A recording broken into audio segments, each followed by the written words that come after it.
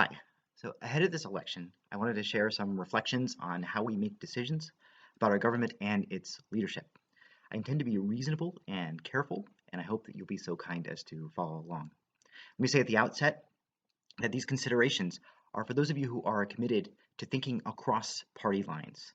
You may align yourself more with Republicans or with Democrats or Libertarians or no party at all. That's fine.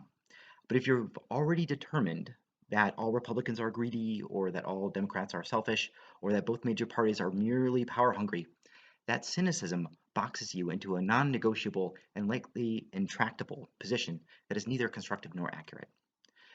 There are good Republicans, there are good Democrats. There are good politicians on both sides who definitely, genuinely have the country's best interest at heart and want to serve the public. And with that understanding, I carry forward with these reflections. Most of our discussions relate to when and how to use the government. We all value our government, and we largely agree in our commitment to protect and defend the Constitution that establishes it. The purpose of government, according to the Constitution, is to establish justice, ensure domestic tranquility, provide for the common defense, promote the general welfare, and secure the blessings of liberty to ourselves and our posterity. End of quote. When we think about liberty and justice, what it means to live in a free and fair society, we picture a country where rules and laws are impartial, or where people are treated equally, or where people get what they deserve, whether this applies to what we've earned or how we're to be penalized. Or we might think of a just society as one in which its members have what they individually need to live a basic, decent life. So altogether, our understanding of justice involves some combination of fairness, equality, merit, and need. In many circumstances, justice is lacking, but often we recognize the inevitability of some level of imbalance and injustice. We might rightly expect people either to handle it on their own or to accept it as a natural condition of human life in a chaotic, fallen world. Life is not fair, we are fond of saying. Take stock of what you have, appreciate, and do your best with the cards that you've been dealt, and move forward with your life. We are fond of saying that and offering that sentiment. But there are many cases of injustice that are intolerable and unacceptable, and against which we expect someone else, a friend, a neighbor, the police, attorneys and public defenders, paramedics and medical professionals, firefighters, the courts, lawmakers and council members, or even the military to intervene. So while there are examples of injustice we should be expected to address privately, there are many examples of injustice against which government action is warranted. The line between the two, when to deploy government and when to leave people alone, might be the crux of the tension between the right and the left politically. But there are sound, balanced ways of determining when government should be used and when it shouldn't that I believe many of us can recognize. A government that establishes justice begins with the self-evident truth that all of us are created equal, and that we have natural rights which, as John Locke argued, comprise life, liberty, and property. Thomas Jefferson's draft of the Declaration of Independence understood the third right as the pursuit of happiness. In a just society, people are free to pursue that which will enable them to enjoy their lives, to pursue happiness. And just government protects these rights. Injustice grows where the constraints on our pursuit of happiness are undeserved and practically unavoidable. That is, where the limits are not the fault of those who suffer them.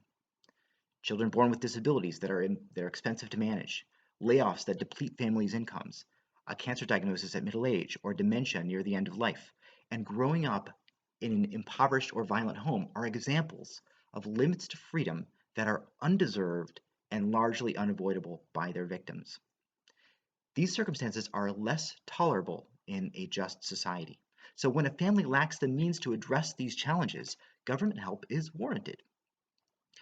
Further, when those undeserved, unavoidable limits to the pursuit of happiness are inflicted routinely by the actions of others, they become unacceptable outright.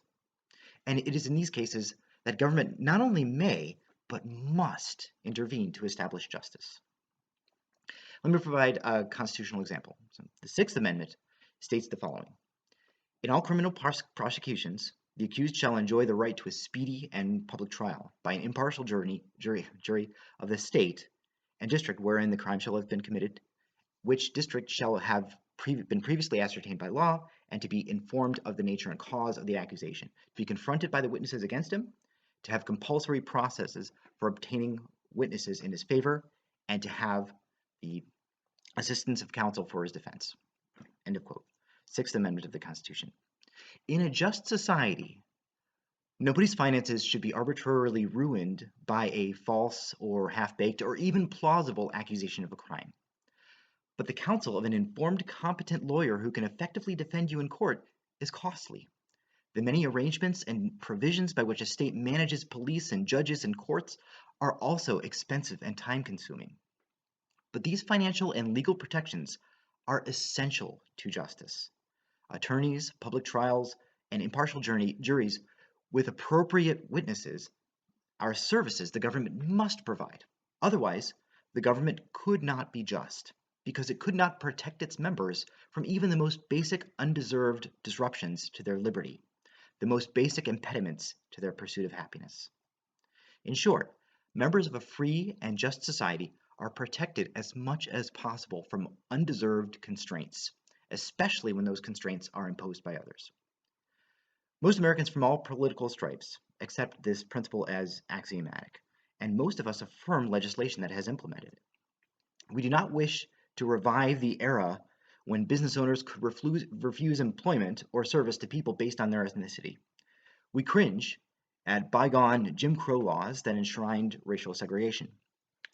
We recall that a century ago, the right to vote depended on gender in most states, and we remember with repugnance that it was once legal in much of this country to buy or sell a human being. Those limits to the pursuit of happiness were gross and inexcusable because nobody chooses their race and nobody chooses their sex at the time of birth. Nobody chooses the conditions into which they were born or the conditions under which they were raised. And nobody chooses the social stigmas levied on them because of those conditions.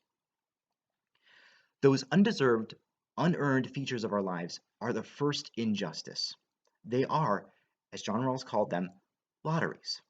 Natural lotteries that roll the biological dice, and social lotteries that roll the biographical dice. Your birth, my birth, our parents and family, our ancestries, our bodies, the neighborhoods in which we grew up, the trades we were taught, the cognitive and linguistic skills we gained, the quality of education we received, the view of society impressed on us by literature or music or video, the abuses we experienced, verbal, physical, emotional, or sexual, the confidence or doubt we have in our own ability to change or improve, the exercise and dietary habits we acquired, and the assumptions, positive or negative, that our society makes about us because of all these factors are unchosen, and their consequences are undeserved. The limit to our liberties and opportunities because of these conditions is an injustice our government is morally and constitutionally ordained to confront. Of course, we grant that the government cannot oversee every household, nor would we want it to. Nor is it acceptable to level the economic field with a flat distribution of wealth that would dissolve financial incentives to excel or to innovate or to produce, and the profit motive is an important and meaningful component of human nature. But we rightly expect the government to provide services and resources that protect our personal and civil liberties. So how much should the government intervene? John Rawls, who I mentioned briefly a moment ago, invites us to shape our laws such that they incentivize work and productivity and innovation, but also that they ensure the people who drew the shortest straws in the natural and social lotteries, those without the skills or ability to work, produce, or innovate competitively, can at the very least live with dignity. In a just society, we maximize the minimum. We ensure that its most disadvantaged members are as protected as possible from suffering and squalor. We ensure that even the least among us have the opportunity to pursue happiness. Especially since the New Deal, to some extent before, with the Knights of Labor and other unions and so forth, we've been taking steps in this direction. None of these actions has been perfect. Some need refinement, some need expansion, some need updating. But no matter how we adjust them, the effect of the changes should be the maximization of personal and civil liberties if we are to continue to form a more perfect union. We know we have critical improvements to make because there continues to be widespread injustice in this country. Undeserved natural and social constraints on civil liberties prevail. Around 4 million Americans work full time and still live below the poverty line. That is unjust. They must be paid a living wage. Around 500,000 Americans who file for bankruptcy every year identify medical debt as the primary reason for financial ruin. That is unjust. Affordable healthcare must be available to everyone, and public health programs that prevent unhealthy habits and lower the cost of healthcare must expand. Black men who are arrested by police are killed by the excessive use of force more than twice as often as white men who get arrested. That is unjust. Law enforcement protocols and racial bias training must improve. Health professionals and social workers must be more involved. Officers who apply excessive force must be held accountable for their conduct. And cooperation between police departments and their communities must continue to improve. These examples of widespread injustice are not simply casualties of human nature to be dismissed by throwing up our hands and saying life is not fair. Rather, they beckon us as moral, conscientious Americans who care about living in a free and fair society to elect officials who will help make this a more perfect union. One of my intellectual heroes, the American pragmatist Richard Rorty, wrote extensively about achieving our country.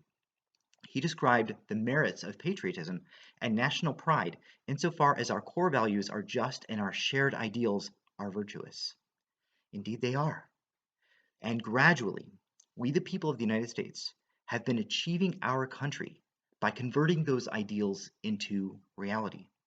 We Americans are progressive in our constitutional commitment to ensure a more perfect union, indivisible, with liberty and justice for all. Thank you.